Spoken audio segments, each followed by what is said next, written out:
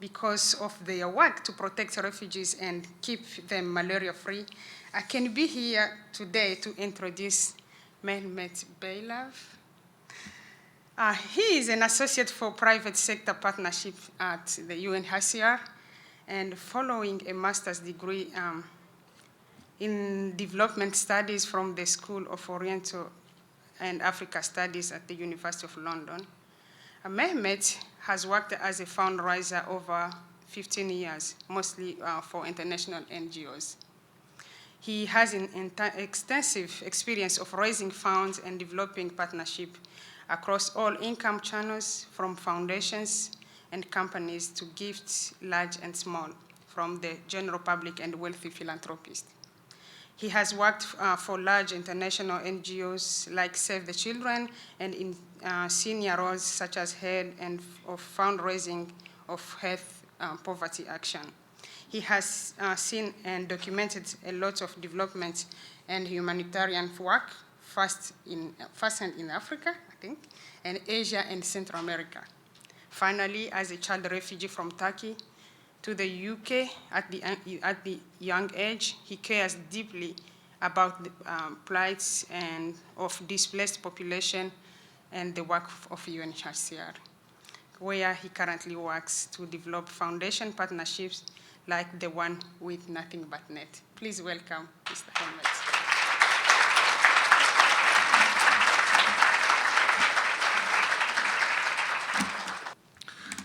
Thanks very much for inviting me. Thank you, Sifa. That was quite moving.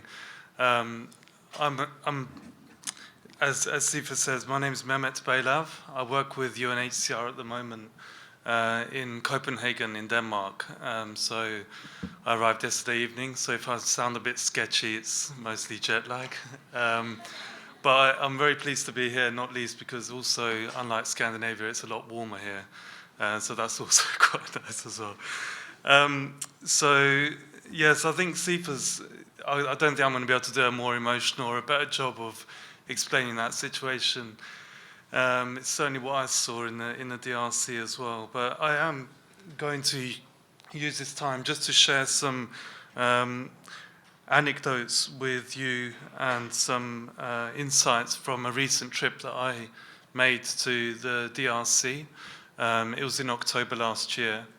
And before I forget, though, I just want to say it now in case I forget later. We've had a very long-standing relationship with Nothing But Nets, and it's helped so many people in sub-Saharan Africa around these issues of malaria and health system strengthening generally. So I will thank you again and again, but it's fantastic. And I also want to thank you all for being here and to wish you luck tomorrow. Hopefully some of these stories will resonate and be interesting and inspiring for you in terms of the messages you want to take tomorrow to people that you meet. Once I've done this, I'll show you a short video, and then hopefully it leaves some time for questions that you may want to ask. I might pass on the technical ones. I can only wing it so much. So, but let's get started. First, really just to say, the DRC is one of our largest and most underfunded operations. There's a lot of displacement, as you've already heard, both between countries with refugees and internally displaced people across all of its borders. So whether it's South Sudan, Uganda towards the northeast, Angola towards the southwest, and also in the north, the Central African Republic, which is the border I was at. Let's see.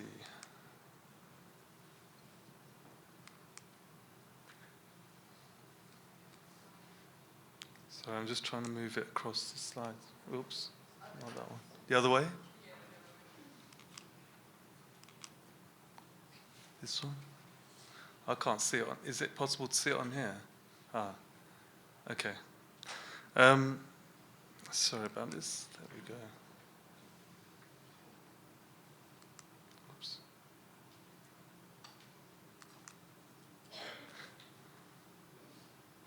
It's going the wrong way. Right. Perfect. Thank you. Okay, so this isn't overly complicated. This was just to give you a sense of a bit of a context of the mission that we did. This is literally the card that you got on the plane. It's to give an indication of how remote where we went is, just to understand the kind of the low resource setting. So this is a map of the DRC.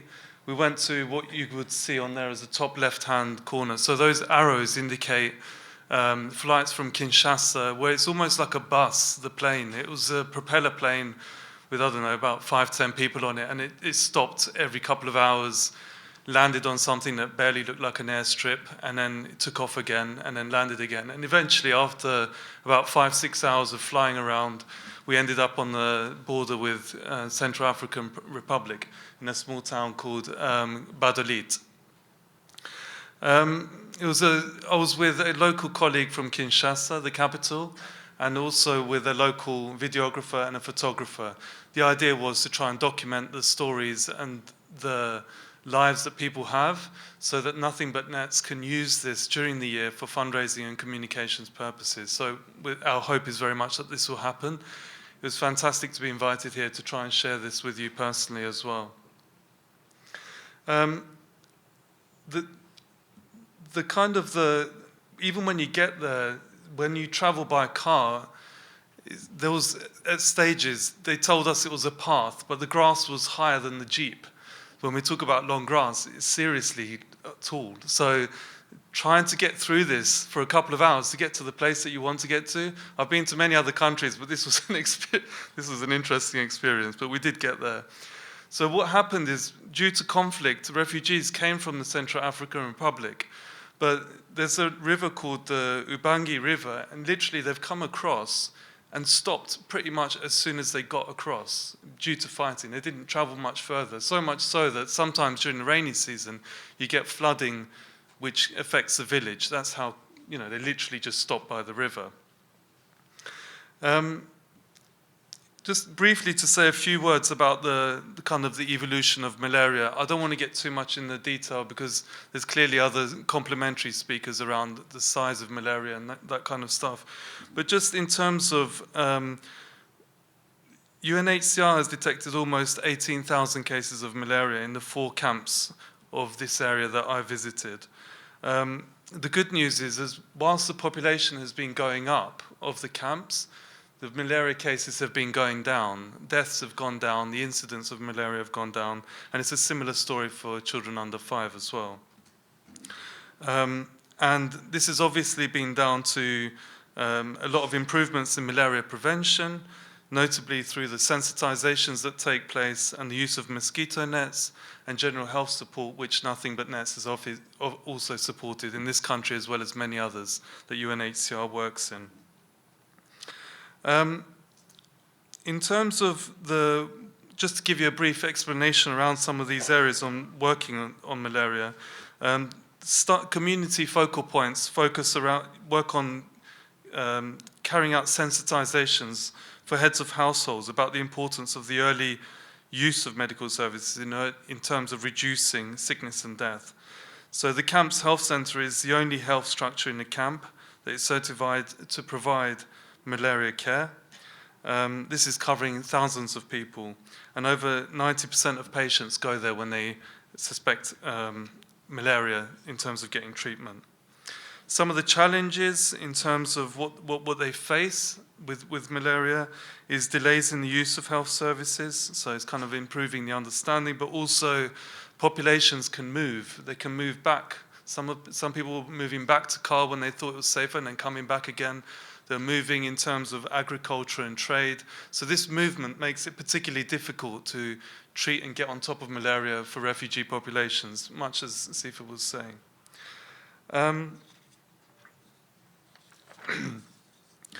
Just the last thing to really say is mass distributions consist of around 1 mosquito net for every 2 people. And Elizabeth said at the outset, and other people have discussed in the panel, there is a focus around under 5s and for pregnant and lactating women, where they're particularly vulnerable. So first, I think moving on from that, really just to talk a bit more about the people that we met and we spoke to. I'll start with a couple of health staff and UNHCR colleagues and talk a bit more then again about people who are living in the camps. So this is Dr. Nelly Sangwa. She's kind of featured in the film shortly, so I won't say too much. But she's been working at the Inca refugee camp health center since 2017. She's very dedicated from what we can tell. Even the photographer that we had with us, he was running a fever. We weren't sure if it was because he'd just come from Kivu, which is an Ebola part of the country, or whether it was malaria. So they tested him, Nelly tested him for malaria. And luckily he didn't have that, and just so that everybody knows, he didn't have Ebola either. So he was just running around too much, I think. So a few of the things that she was talking about really is there's several reasons for the high number of malaria cases in the Inca camp. One of them to do with the climate, another being the challenge of maintaining high health standards and hygiene, especially with lack of clean water. It's not very easy. She mentioned that Inca camp is in the equatorial zone, where there rains a lot, and we were there during the rainy season. The heavy downpours, you really feel it, and you do definitely feel that there are things alive flying around in the evening. And also, this also means that there's a lot of grass, and the camp is very vast as well. She spoke about the early treatment being very important, as it's most dangerous, affecting young children. Something that is kind of really important for the health centre staff to really reiterate to people that early treatment is the most important thing, to make sure they go to the clinic as soon as possible when children have a fever. I just want to read a couple of the parts in her words, just so that it's from her. She said, children younger than 5 can get very high fever and anemia. This is the main difficulty, and we're working really hard for the community to understand this and take it extremely important that as soon as children get a fever, they need to be brought to the health centre immediately in order to receive adequate care. We've got many patients who complain about not having enough having mosquito nets. Current stocks only enable them to prioritise pregnant women and children under 5 who are most exposed. She also says that many of the refugees sleep on the floor mats and not in proper beds. So this causes the nets to tear more easily. So certain households don't have mosquito nets anymore. So there's this challenge of saying, if you live in a guest house and there's a proper bed, you can set it up. I stayed on the UNHCR compound, you put the net around and you can see it's fairly intact. You see that in a setting where you're going to see in the video some of the houses, it's very difficult to imagine that they're going to be able to keep these going. So the constant need for fundraising is important because we constantly need to have treated nets time and time again. Refugee camps on average, people are in a refugee camp for an average of 17 years in many of the situations. So they're living many, many years. If you're a child, you're living most of your life in that camp setting. So this is one of my colleagues, Dr. Andre, who works for UNHCR in Badalit's sub-office, and he's in charge of the Public Health and Nutrition Program at UNHCR's office there. The office operates across 3 DRC Congo provinces in the north, which covers these 4 camps, Inca camp being one of them. And with the support of donors, he says, we're able to provide free healthcare to refugees living in camps and with host families, as well as the surrounding areas and local population. He said, whether inside or outside of the camp, malaria is without comparison the most frequent pathology in this part of the country. Also, though, as he says there, after the general mosquito net distribution in 2017, we've seen a decrease in the number of malaria cases that has since stabilized. And again, they hope to receive more support in terms of resources to help with the continuation of this positive trend. The key point that I took from him really is he says mosquito nets help with the prevention, so they reduce the instances of malaria, and then treatment, on the other hand, obviously reduces mortality when a person has been infected. Both measures are equally important to protect the population from contracting the disease. He also covers nutrition. I know malnutrition was also mentioned. They did a recent survey of the 4 camps, which disclosed the malnutrition rate close to alert levels at 2 of them. So to combat malnutrition, it's necessary to reinforce parents' education and raise the purchasing power of households. So I think all of this points to quite a complex picture, that malaria is not on its own. And I think as Tara was saying, it's a poverty-related disease, and it's also about health system strengthening and about education. There's things we can do to minimize it, and in certain situations, we can just try to make the best out of a really bad situation. But it's actually really complicated in terms of what's going on.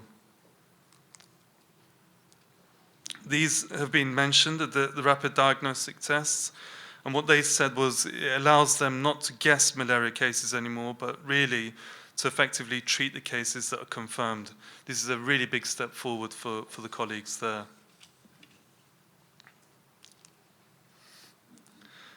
This was something that we observed within the clinic, so it's the medical staff who are conducting awareness sessions. This was for a group of about 15, 20 pregnant women.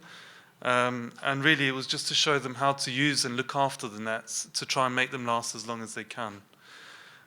This lasted about an hour, and in quite an enclosed space is clearly quite difficult to try and do this. But as I said, it just shows in the dedication that they take the time to try and do this as well as possible. Also, along these lines, the clinic runs campaigns in terms of informing people about how to take preventive action against malaria. So it's cutting down long grass, keeping areas clean, trying to reduce the proximity of the mosquitoes to where they live is so important as well. So this is the first of a few people I wanted to quickly speak about. These are all refugees from the Central African Republic, all had to leave due to conflict that was taking place. This is Rosie, who's 25, and she earns an income through informal trade, buying and reselling things around the camp. She said, I sell spinach, sweet potato leaves, and these kind of things.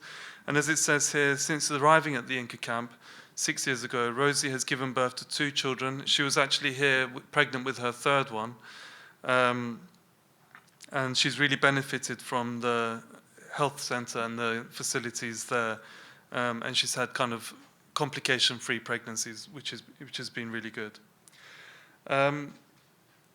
In terms of the mosquito net, she said she was tested for malaria. When she arrived at the health center, she was tested for malaria and then given medicine to protect herself and child from the malaria.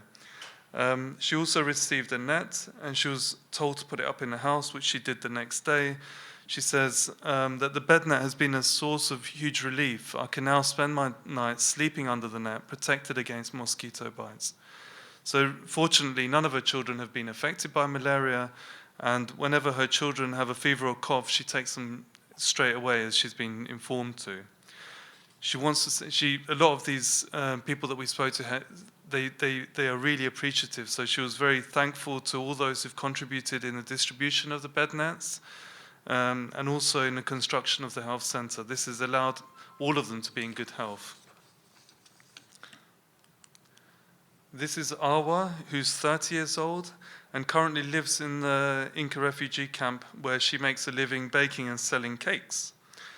She has 5 children, and one of her sons got malaria. She brought him to the health center and received pills to treat the malaria.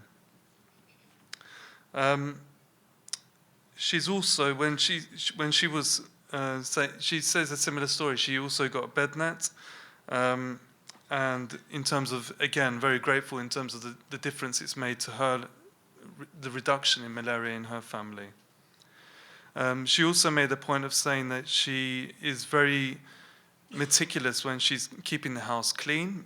As she understands, this makes a big difference. She sweeps outside regularly, and she said keeping a clean environment generally is helping to keep the kind of mosquitoes away from where she lives.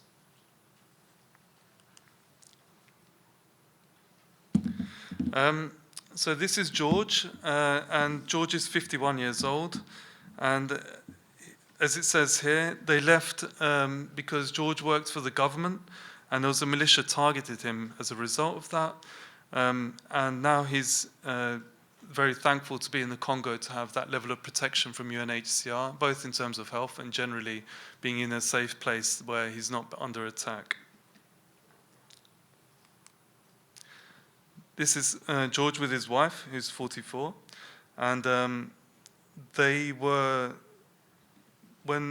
what he was saying really is that back in the Central African Republic, he was working as a clerk at the public court while Jean ran a small shop.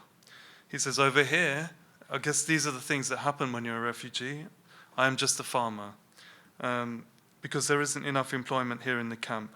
Since I came here, the impossible has happened, and I've had to adapt to this situation. We have no choice but to scratch the earth to live. Their children, however, are still children. So what do? They're all at school. Their current job is to learn, says their father. The couple emphasize the importance of their children going to school. Because if my children do well at school, their future will be better, says Janine.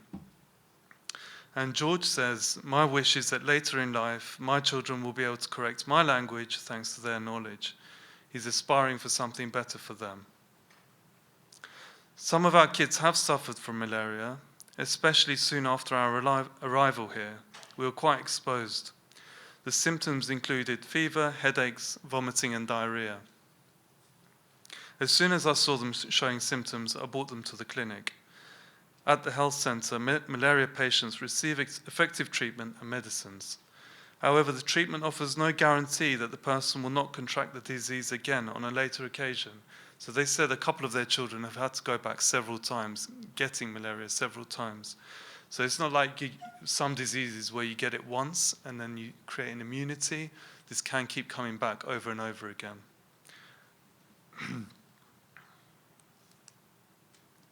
One thing to note though, really, they've got a big household and the nets just aren't enough for the whole household. So sharing the bed nets obviously reduces the protection efficiency of the nets.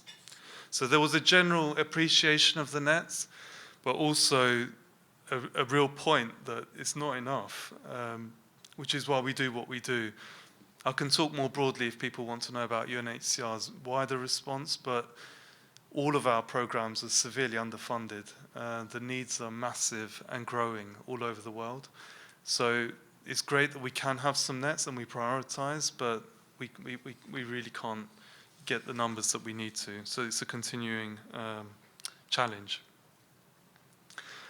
This is Jacqueline, who's 32. We spoke to her at the health centre and then we followed her back to her home. Just to watch her putting up the net, take the information from the health centre, just to see it from cradle to grave, for want of another expression on this. Her husband had actually gone back to the Central African Republic, and she is really grateful for the cash assistance we've been able to provide as well. So that's helped her to do a bit of trading herself because her husband's not with her to look after the children. She also spoke about malaria. She said when we first arrived at the camp, her 3-year-old daughter was already sick with malaria. At first she was having fever and starting to shake. And when she was brought to the health centre, she was diagnosed with anemia. However, after the successful treatment, the now 8-year-old has managed to avoid contracting the disease again. So she also said, I would like to thank the donors who have allowed my children to spend their nights free from malaria. I'm sincerely thankful to them for providing us with the nets. Everyone should be able to spend their night under a mosquito bed net. So these were the longer interviews that we've had. I just want to show you a few more pictures of some others that we came across. This girl was lying down very quietly in the clinic when we were interviewing some of the older ladies, but she just really said, I'm here today because I have a fever. Since I came to the camp, my father has passed away, but today I'm here with my mother. Her name's Jemima and she's 10. This is Bernadette, who's 45, and she basically came with her 8-month-old baby Joffre to the clinic, and she says, I came to get more treatment for my son who was recently cured as a result of malnutrition.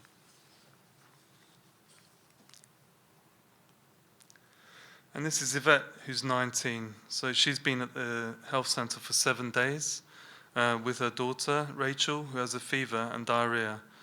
But little by little, she's getting better.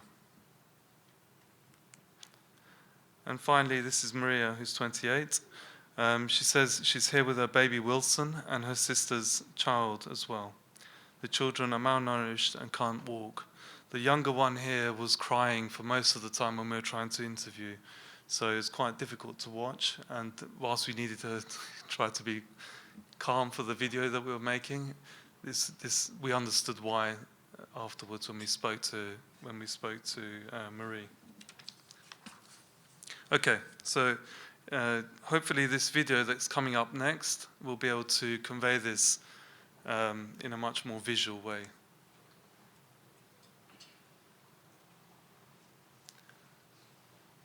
Thanks.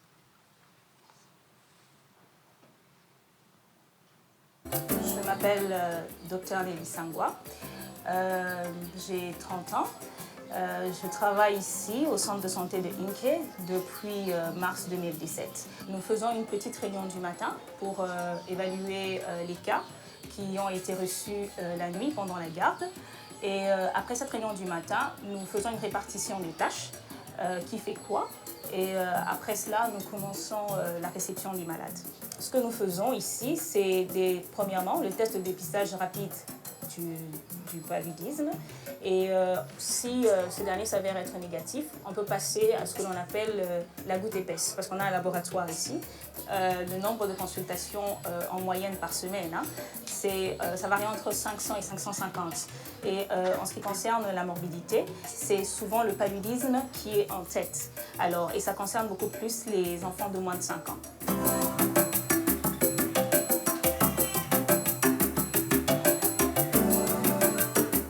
La partie la plus récompensante, c'est le sourire que l'on peut recevoir de quelqu'un qui,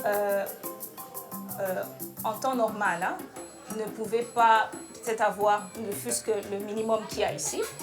Donc c'est ce sourire que le patient peut vous redonner en retour parce que vous avez pu apporter quelque chose à sa santé. C'est très gratifiant.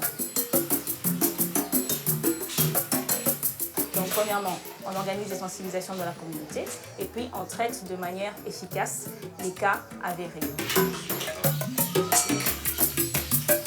Ici, nous avons au niveau du camp un club de donneurs de sang bénévoles. Voilà. Alors nous les utilisons pour organiser des transfusions sanguines sûres et puis rationnelles, quoi. Donc c'est ce que l'on fait ici.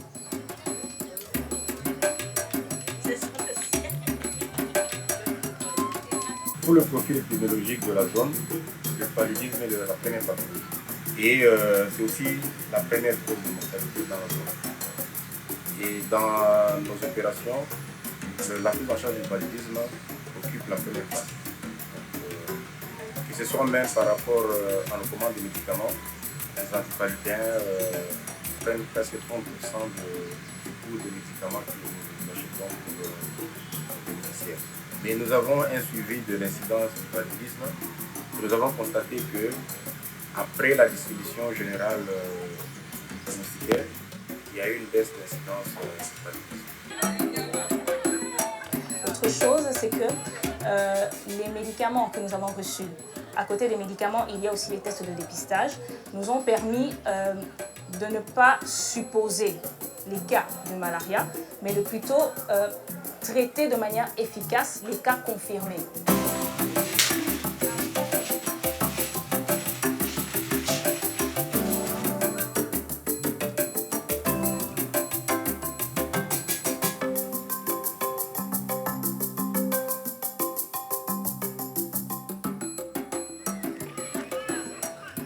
Merci beaucoup.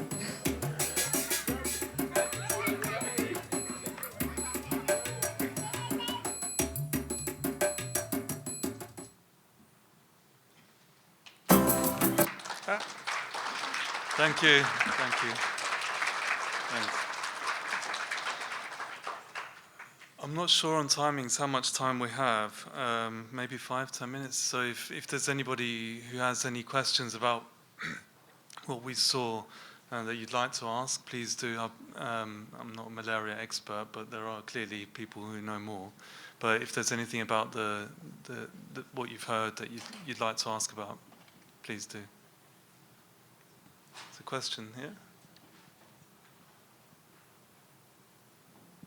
Hi, my name's Madeline. I was just wondering if there's any kind of procedure used to distribute the nets kind of equitably, so as opposed to a first-come, first-served kind of process?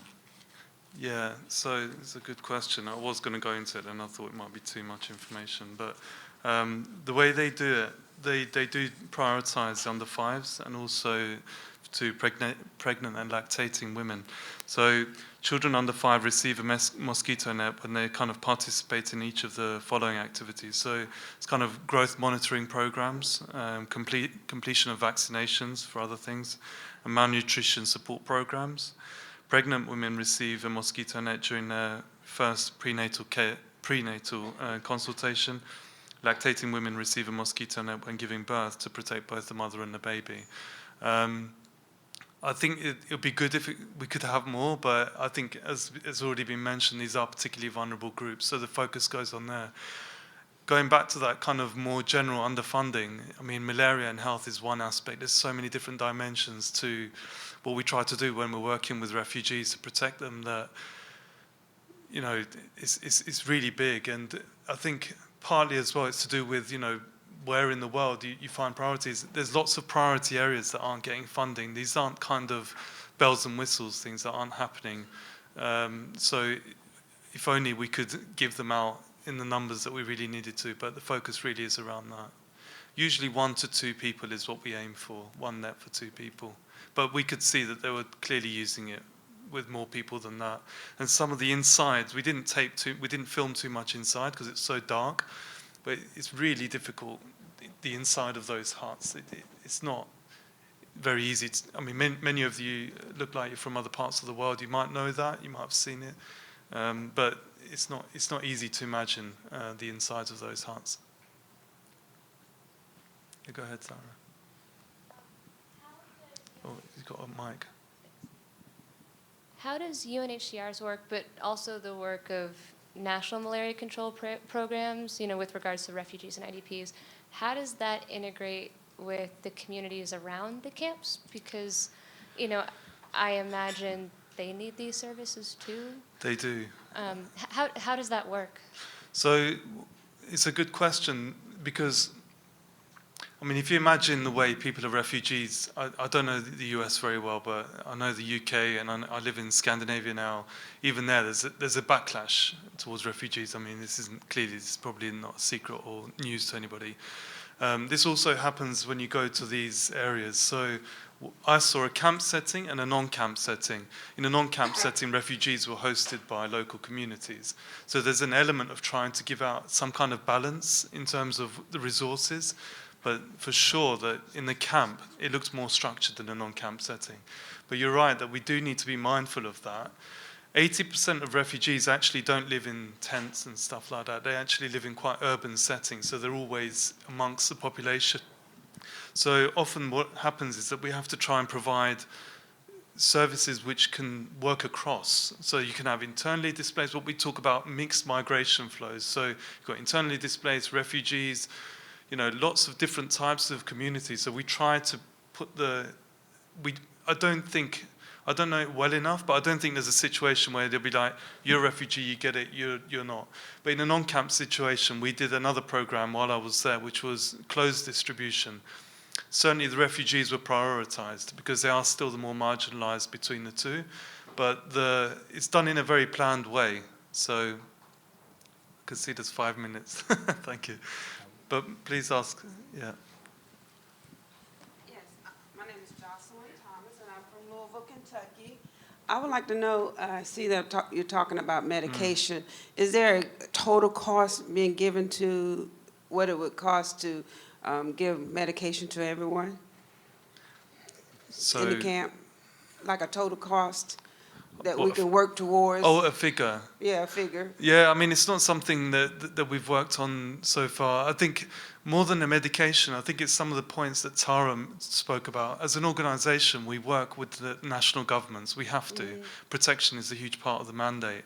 And also, we don't want to set up duplicate parallel systems. So I think what I would encourage everyone to take away from this is not, like you were saying, it's not just the nets, it's not just about certain things, it's about health system strengthening generally. So the grants that we get from Nothing But Nets, we're moving beyond just in-kind distributions to actually strengthening the health system more broadly to cover malaria as well as other things. So there isn't one particular figure. I mean, I've done fundraising where you have cost items where you say, you know, this much, this much. Yes, of course, that can help, but I think generally moving towards trying to provide as much even coverage across everything that's needed is probably the best. Yeah, sure.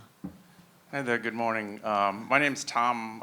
I work on the industry side, but I actually do a little bit of work in refugee and humanitarian settings, actually in East Africa, Mahama Camp in Rwanda, and we've been to Kivu a few times too. Sure. You mentioned severe underfunding, and I'm really curious about the funding model or models you rely on. You know, and that may be a loaded question. Is it straight up philanthropy? Are organizations selling to you at cost? You know, how do you source what you need to make the impact you're hoping for? Yeah, I mean, I'm not an expert on the kind of how we source a lot of the stuff, but just to give you a very quick top line, 90% of UNHCR's funds come from member state governments. There's some UN agencies out there which are completely funded by member states with the money that they need. UNHCR isn't one of them. They give out 90% from governments and the 10% is from the private sector. I think that what I can tell is the big pinch point and the big increase in the needs isn't that the money's suddenly dropped. It is becoming more restricted from governments, private sector, and etc. But it's the need has gone up. You've got a huge situation in Venezuela that we're working on. The Middle East, over the last 5 to 10 years, there's been a massive difference taking place there. So the needs have gone up so much, which is why the gap has increased so much. We've not been able to keep up with that gap. And the way governments give money, you know, I'm not even going to pretend to explain how that works. But I would say that a lot of the need has gone up significantly, which has led to the bigger gap in funding. I think time's up, but thanks very much for your time to listen, and I hope it's been helpful for you. Good luck tomorrow, and I'm around this afternoon. If you've got any questions that you want to raise with me or speak, I'll be more than happy to speak. Thanks very much, everyone. Thank you.